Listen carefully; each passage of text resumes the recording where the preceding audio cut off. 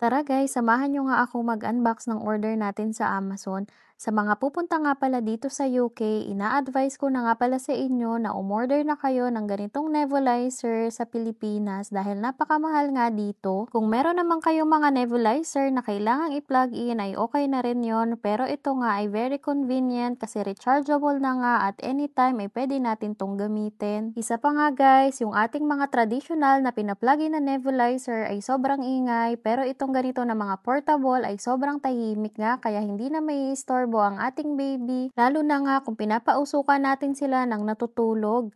Naalala ko nga guys, ang aking ate ay umorder din ng ganitong rechargeable na nebulizer sa Orange app. Masasabi ko nga na maganda yung kanyang na-order dahil pareho kami ng brand ng aking de-plug-in na nebulizer, kaso nga lang yung akin ay naiwan sa Pilipinas. Alam nyo ba, yung aking nebulizer na yun ay napakatagal na at hanggang ngayon nga ay gumagana pa. Pagkakatanda ko nga ay nabili ko yun sa Mercury 2012. Kaso nga lang dito sa UK, sa Amazon app nga ay wala nang ganong brand.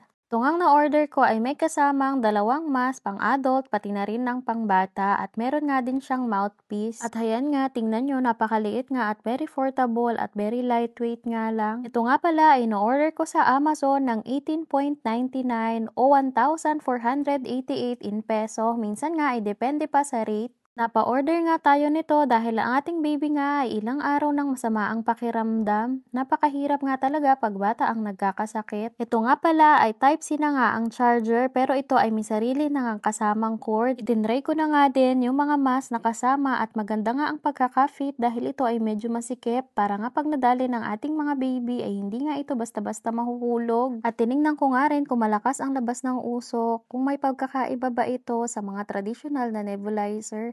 Pero sa tingin ko nga ay wala naman silang pagkakaiba, pareho nga lang na malakas. So yun lamang for today's video. Thank you so much for watching. Bye!